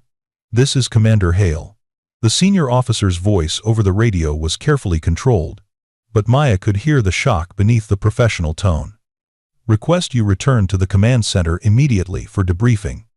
We need to discuss your background and the discrepancies in your personnel file. Roger that, sir. Reeves inbound to command center. Maya paused, then added with a hint of dry humor. Though I suppose we should update that contractor designation in the file. She turned to head back toward the tactical vehicle, but Wade stepped in front of her, blocking her path. For a moment, they stood facing each other, the Delta operator who had spent days mocking her, and the former SEAL commander who had let the mockery pass without response. Then, slowly and deliberately, Wade came to attention and raised his hand in a salute. It was perfect military protocol. Crisp, precise, held at exactly the correct angle and position. But more than that, it was genuine. The salute of a warrior recognizing another warrior. Of an operator acknowledging someone who had earned their place through blood and sacrifice. Ma'am, Wade said, his voice thick with emotion. I owe you an apology that I don't even know how to begin. What I said about your tattoo, about you being a base bunny, about stolen valor. He swallowed hard. There's no excuse. You saved my life in Iraq, and I didn't even recognize you. And then you saved all of us today, and I at ease. Lieutenant, Maya interrupted gently, returning his salute. You didn't know. That was the point. I wanted to be anonymous, wanted to leave that life behind. You couldn't have known who I was because I was actively hiding it. That doesn't make it right, ma'am. The disrespect, the assumptions I made, were based on what you saw, which is what most people do. Maya's expression softened slightly. I've spent 12 years proving I belonged in rooms and cockpits and operations where people assumed I didn't. I'm used to it. And honestly, Lieutenant, part of me was relieved that you didn't recognize me. It meant I was successfully leaving Valkyrie behind and just being Maya. Wade lowered his salute, but remained at attention. Permission to speak freely, ma'am? Granted. You can't leave Valkyrie behind. Wade gestured at the ridge they had just evacuated, at the smoke still rising from the destroyed ammunition storage building. What you did today, coordinating that medevac, planning the evacuation route, talking down that helicopter pilot, carrying Wilson up that ridge that wasn't contractor Maya Reeves. That was Commander Valkyrie actual doing what she was trained to do. That person doesn't just disappear because you change your job title. Maya was quiet for a moment, feeling the truth of his words settle into her bones. She had spent 6 months trying to convince herself that she could walk away from the identity she had built over 12 years of service, that she could be someone different, someone quieter, someone who didn't carry the weight of command and the burden of impossible decisions. But Wade was right. You couldn't just turn off years of training and experience.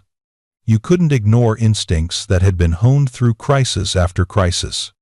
When lives were on the line, when people needed someone to take charge and make the hard calls, all the quiet civilian contractor pretense fell away and revealed who she really was underneath.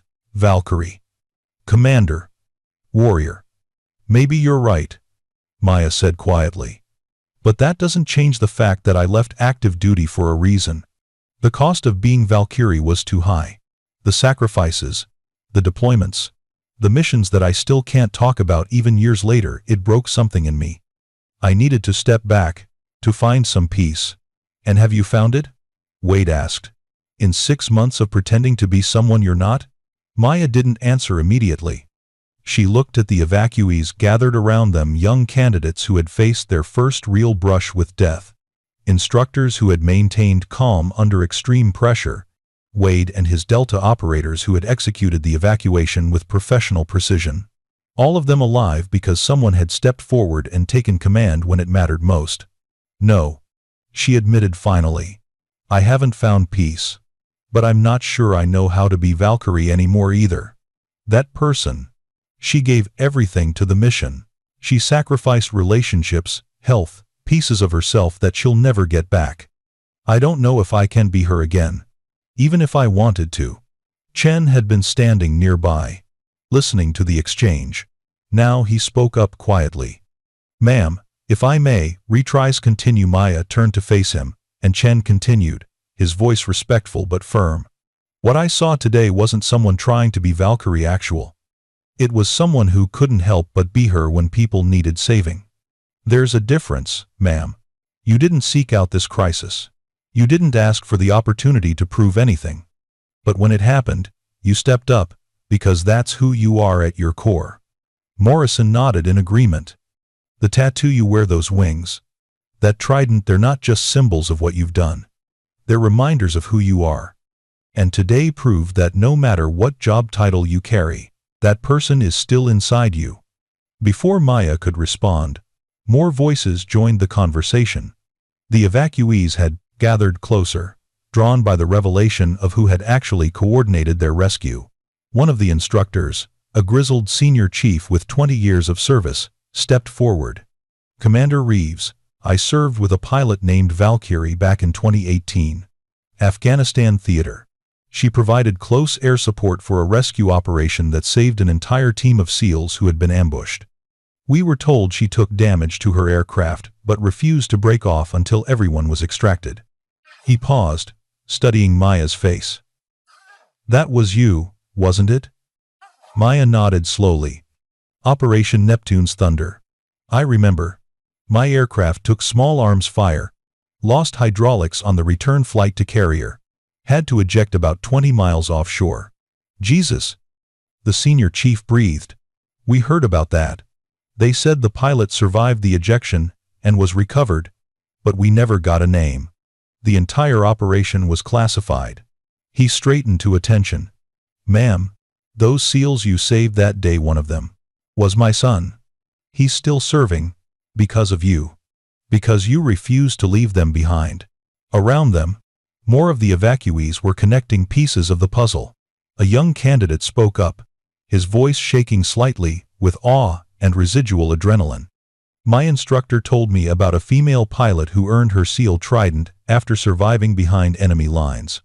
He said it was the stuff of legend, that only 3 people had ever completed the cross-qualification program, and she was the only woman.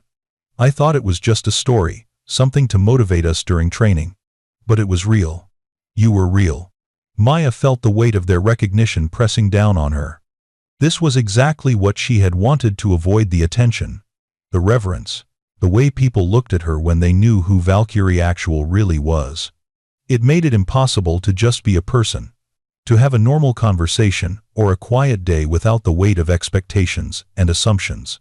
But looking at their faces, these 40 people who were alive because she had stepped forward, when it mattered, she realized that Wade had been right. She couldn't walk away from who she was. Couldn't pretend that 12 years of service had simply evaporated when she signed her discharge papers. The question wasn't whether she was still Valkyrie. The question was whether she could find a way to be Valkyrie on her own terms, without sacrificing everything that made life worth living. All personnel, this is Compound Actual. Commander Hale's voice cut through her thoughts, carrying the tone of someone who had made a decision. Ground transport is inbound to your position for personnel recovery. All evacuees will be transported to the medical facility for evaluation. Commander Reeves, you are to report directly to my office upon return to the main compound. Acknowledged, sir. Maya responded. The next 20 minutes passed in a blur of activity. Medical personnel arrived to evaluate the evacuees, paying special attention to candidate Wilson's injured ankle. Ground vehicles appeared to transport everyone back to the main compound. The fire suppression teams reported that they had contained the main fire and prevented it from spreading to the primary ammunition storage facility. The crisis was over. The casualties had been minimal. The mission, though it had never officially been designated as such, had been a success. As Maya climbed into one of the transport vehicles, she became aware of the silence around her. The other operators and candidates who shared the vehicle were watching her with expressions that ranged from awe to respect to simple curiosity. No one seemed to know what to say to the civilian contractor who had turned out to be a legendary combat veteran. Finally, one of the younger candidates worked up the courage to speak. Commander Reeves, ma'am, can I ask about your tattoo? The wings and the trident together, I've never seen anyone with both. Maya looked down at her torn clothing, at the tattoo that was now fully visible to everyone. For 6 months, she had hidden it, covered it, let people make assumptions rather than explaining the truth. But that option was gone now. The wings came first, she said quietly. I earned them as a Navy pilot, flying F/A-18 seconds off carriers in combat zones around the world. I logged over 2,000 flight hours, most of them in hostile airspace, providing close air support for ground operations. She paused, her fingers unconsciously tracing the lines of the trident through her torn shirt. The trident came later, after a mission went wrong and I had to eject over enemy territory. I survived for 3 days behind enemy lines before a SEAL team extracted me. During that extraction, I proved myself in ways that got the attention of the special operations community. She killed 2 enemy combatants with a survival knife while waiting for extraction, Wade interjected quietly, and provided tactical intelligence that allowed the SEAL team to complete a secondary objective during the same operation. The mission report is still classified, but I've heard stories. Maya shot him a look that suggested he was sharing more than she was comfortable with, but he continued anyway. After that, she was selected for a cross-qualification program, an experimental initiative to create operators who could function in both air and ground special operations roles. The attrition rate was over 75%. Commander Reeves was one of only 3 people to complete the program, and the only woman who has ever done it. The young candidate's eyes were wide. So you're both a Navy pilot and a SEAL? I was, Maya corrected. Past tense. I left active duty 6 months ago. Now, I'm just a contractor trying to do a job and stay out of the spotlight. With respect, ma'am, the senior chief said from across the vehicle. After what happened today, the spotlight is going to find you whether you want it or not. You coordinated a complex evacuation under crisis conditions, talked down a helicopter pilot through dangerous fire suppression runs, and personally rescued an injured candidate while an ammunition storage building was about to explode. That's going to generate reports, debriefs, probably commendations. Maya closed her eyes and leaned her head back against the seat. She knew he was right. The carefully constructed anonymity she had built over 6 months was completely demolished. By tomorrow, everyone on the compound would know who she really was. Within a week, the story would spread through the special operations community. Within a month, she'd probably start getting calls about coming back to active duty or taking positions with private military contractors or consulting firms. The quiet civilian life she had wanted was over before it had really begun. When they reached the main compound, medical personnel were waiting to evaluate everyone. Maya tried to wave them off, insisting she was fine, but the medics were insistent. She ended up in the medical facility anyway, being checked for injuries while a doctor cataloged the scars she normally kept hidden. Ejection burns across both shoulders, the doctor noted, his voice professionally neutral but his eyes showing recognition of what those scars meant. Shrapnel wounds along the right ribcage, looks like at least 3 separate fragment impacts.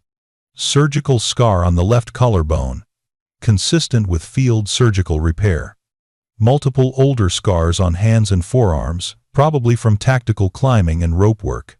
Just patch up anything that got torn open today, Maya said tiredly. The rest is old history. Commander, some of these injuries, especially the shrapnel wounds, should have sidelined you for months of recovery. How long were you back in the field after these? 3 weeks for the shrapnel. 6 weeks for the collarbone.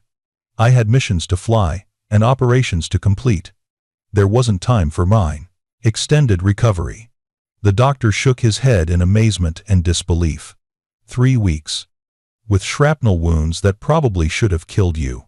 He applied antibiotics and bandages to the minor cuts and abrasions she had sustained during the evacuation. You're cleared medically, Commander. But I'm putting in my report that you need a full physical evaluation. Those old injuries could have long-term effects that need monitoring. I'll add it to the list of things I'm probably not going to do, Maya muttered. When she was finally cleared from medical, Petty Officer Carson was waiting to escort her to Commander Hale's office.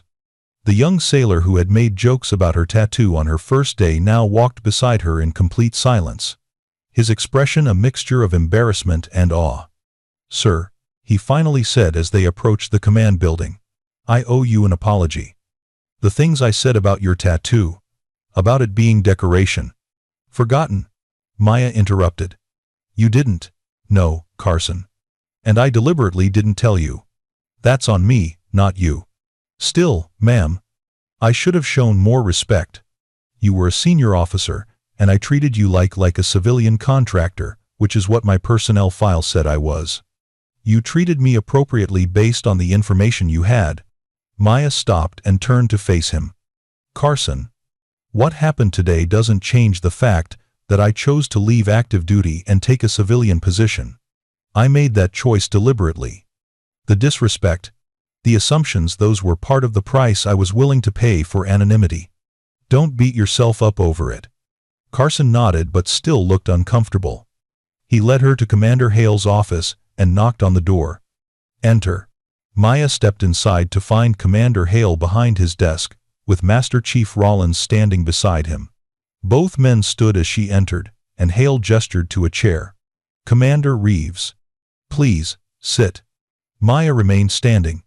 Sir, I'd prefer to stand. This probably won't take long. Hale studied her for a moment, then nodded. Very well. He picked up a tablet from his desk and read from it. Maya Reeves. According to the personnel file we received when you were hired as a logistics coordinator, you're a civilian with no prior military service. Some experience working with military logistics through previous contractor positions. No security clearance above secret level. No tactical or operational experience. He set down the tablet and looked at her directly. That file is complete bullshit, isn't it? Yes, sir. Maya confirmed. That file is the sanitized version created when I transitioned out of active duty. My actual service record is classified and maintained separately. I've spent the last hour getting access to your actual service record, Hale continued.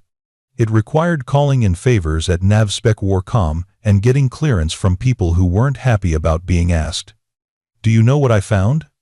Maya remained silent, waiting. Commander Maya Reeves. Naval aviator with over 2,000 flight hours, multiple combat deployments. Navy Cross for extraordinary heroism in combat. Silver Star for gallantry in action. Purple Heart with 2 oak leaf clusters. And that's just the unclassified commendations. Hale paused. The classified sections of your record detail operations that I don't have clearance to know about, even with my position. But the summaries I was allowed to see indicate multiple successful missions in denied areas, close air support operations that saved numerous special operations teams, and a SEAL qualification earned through the cross-qualification program. He set down the tablet and came around the desk to stand directly in front of her.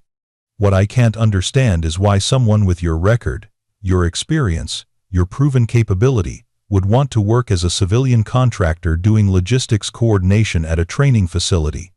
This is a massive step down from what you were doing. So, I need to understand, why are you here, Commander? Maya took a breath, considering how much truth to share. Then she decided that after everything that had happened today, these men deserved honesty. Because I was broken, sir. 12 years of constant operational tempo, classified missions that I still can't talk about, combat situations where I had to make decisions that saved some lives but couldn't save others. I watched friends die. I lost relationships because I was never home. I pushed my body past its limits so many times that I have chronic pain from injuries that never fully healed. She paused, her voice becoming quieter. By the end, I couldn't sleep without nightmares. Couldn't sit in a room without automatically identifying exits and threats. Couldn't have a normal conversation without calculating tactical responses to every situation. I was effective as an operator, but I wasn't functional as a human being anymore. Master Chief Rollins spoke for the stuck. First time, his weathered face showing understanding. You burned out. I burned out, Maya confirmed. So, I left active duty, took the sanitized personnel file, and found the quietest job I could that still kept me connected to the military community.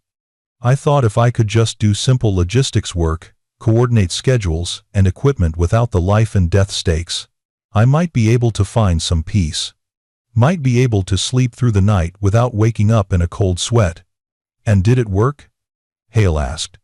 Maya thought about the last 6 months, the quiet days in her office, the simple satisfaction of solving scheduling conflicts and equipment shortages, the nights where she had almost convinced herself she was just another civilian contractor. For about 3 days, yes. Then I started noticing things. Inefficiencies in the training schedules. Equipment maintenance issues that could become safety hazards. Communication gaps between different units that could cause problems during joint operations. She gave a self-deprecating smile. Turns out you can take the operator out of operations, but you can't take the operational mindset out of the operator. And today proved that definitively, Hale said. When the crisis hit, you didn't hesitate. You took command, coordinated multiple assets, and executed a complex evacuation under extreme conditions. That wasn't a civilian contractor doing her job, Commander. That was a senior military officer doing exactly what she was trained to do. Yes, sir. It was. Maya met his gaze steadily. Which brings us to the question you're really asking: what happens now? Do I resign from the contractor position? Do you terminate my employment because I misrepresented my background? Do we pretend today didn't happen and I go back to my office? Hale exchanged a look with Master Chief Rollins, some unspoken communication passing between them. Then Hale returned to his desk and pulled out a file folder. Actually, Commander, I have a different proposal. What happened today has created a situation that requires a solution, and I think you might be exactly that solution. He opened the folder and turned it so Maya could see the contents.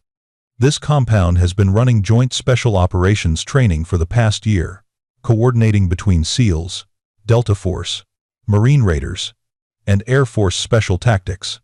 The program has been challenging. Different units have different cultures, different operational philosophies, different standards.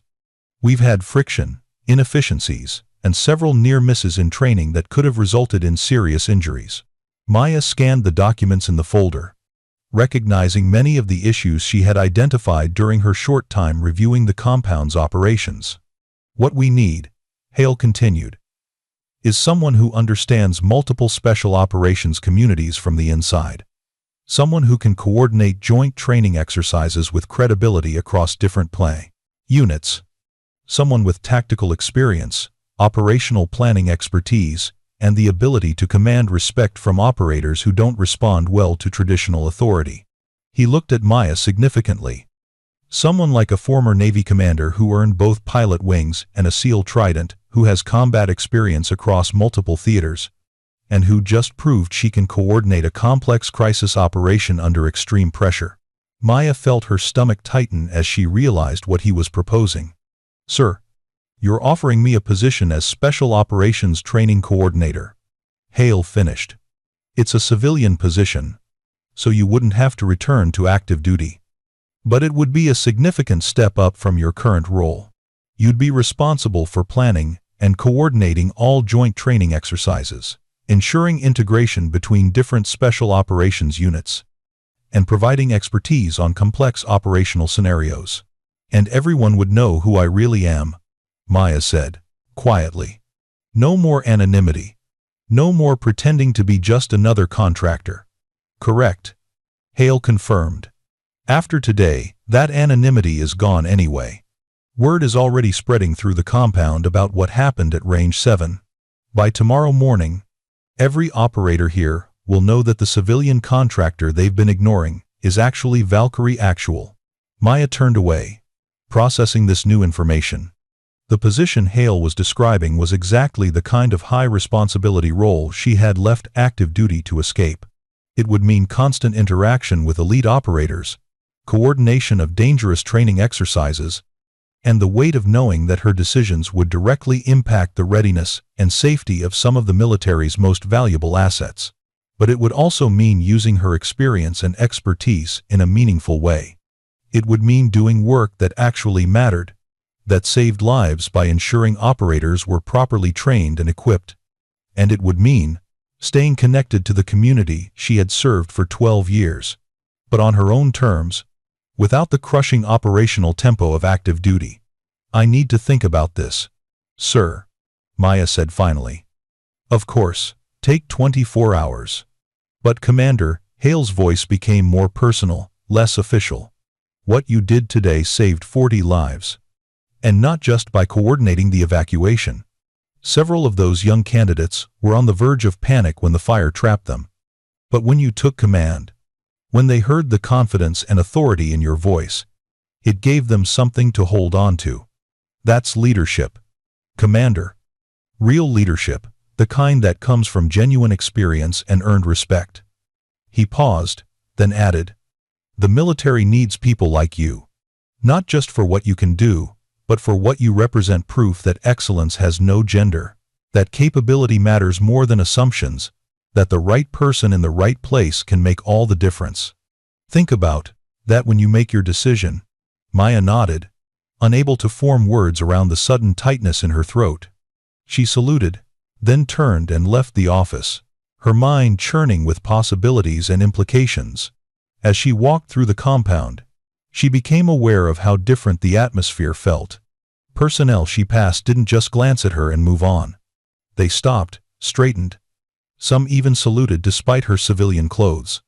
Word had definitely spread about who she was and what she had done. Near the training compound, she found Lieutenant Wade waiting by the tactical vehicle they had used earlier. He straightened when he saw her approach. "Commander, do you have a minute?" "Of course, Lieutenant." Wade shifted uncomfortably, clearly wrestling with something he wanted to say.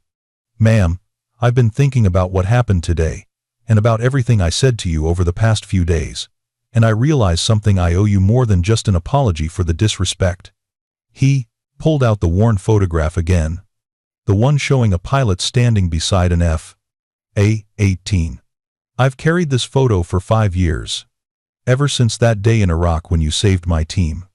It's been a reminder that there are people out there willing to risk everything for others, willing to fly through hell because that's what the mission requires." Wade looked at the photograph, then at Maya. "But I never connected that pilot, that warrior who saved my life, with the idea that she might also be a woman who wanted peace, who had earned the right to step away from the fight, who might be trying to find some normalcy after giving everything to the mission." He carefully folded the photograph and extended it toward her. "This belongs to you, ma'am. Not because you're Valkyrie Actual, but because you're the person who showed me that warriors come in all forms, and that sometimes the bravest thing you can do is admit when you need to step back." Maya looked at the photograph but didn't take it. "Keep it, Lieutenant. Consider it a reminder that assumptions are dangerous, That respect should be earned through actions rather than appearances, and that the people around you might be carrying stories you never imagined. Wade slowly returned the photograph to his vest. "Ma'am, if you don't mind me asking, are you going to take the position Commander Hale offered? The Special Operations Training Coordinator role?" "I don't know yet. It's a big decision. For what it's worth, ma'am, I think you should." Wade's voice was earnest. "What I saw today, the way you took command, the way you coordinated assets and made tough calls under pressure, that's exactly what this program needs. We've been fumbling through joint operations training, trying to figure out how to integrate different unit cultures and capabilities. But you've lived in multiple special operations communities. You understand what makes us different and what makes us the same." He paused, then added quietly, "And, maybe more importantly, the operators here need to see you. They need to understand that someone like you exists, that the stereotypes and assumptions they carry aren't just wrong but dangerous. You proved that today, in a way that no amount of sensitivity training or policy directives ever could." Maya was quiet for a long moment, watching the sun begin to set over the training compound. In the distance, she could see candidates running obstacle courses, instructors shouting corrections, the endless cycle of training that turned ordinary people into elite warriors. She had been part of that cycle for 12 years, had pushed herself through training that broke most candidates, had flown missions that seemed impossible, had earned her place in a brotherhood that didn't easily accept outsiders. And then she had walked away, convinced that the cost had been too high, that she needed to find peace away from the constant pressure and impossible stakes. But today had shown her something she hadn't wanted to acknowledge, that peace wasn't the same as purpose, that walking away from the fight didn't mean the warrior inside her had disappeared, that maybe, just maybe, there was a way to use her experience and expertise without sacrificing everything else that made life worth living. "Lieutenant Wade," she said finally, "can I ask you something?" "Of course, ma'am. That day in Iraq, when I provided close air support for your extraction, do you know what happened after I left the area?" Wade shook his head. "The operation was classified. We heard you took damage and had to eject, but that's all we knew. I took small arms fire through the starboard engine during my final pass. Lost hydraulics and had to limp back toward the carrier. Made it about 20 miles offshore before the damage became critical, and I had to punch out." Maya's voice was matter-of-fact, but Wade could hear the weight behind the words. Ejection at night over open ocean is one of the worst situations a pilot can face. I was in the water for 3 hours before rescue helicopters found me. Hypothermia, shock, injuries from the ejection itself." She paused, looking at Wade directly. "But you know what I was thinking about during those 3 hours? I was thinking that 12 operators were alive because I had stayed on station, because I had made that final pass even after taking damage. That thought, knowing I had saved lives, that's what kept me fighting to survive, instead of just letting the ocean take me." Wade's expression showed understanding. "Purpose kept you alive. Purpose has always kept me alive," Maya confirmed. "Through training that should have broken me. Through missions that should have killed me. Through injuries that should have ended my career. I kept going because what I was doing mattered, because lives depended on me being at my best." She took a breath. "But somewhere along the way, purpose became all-consuming. It wasn't enough to succeed, I had to be perfect. Every mission had to be flawless. Every decision had to be the right one. And when things went wrong, when I couldn't save everyone, when the mission succeeded but people still died." Her voice trailed off. "The weight became too heavy," Wade said quietly.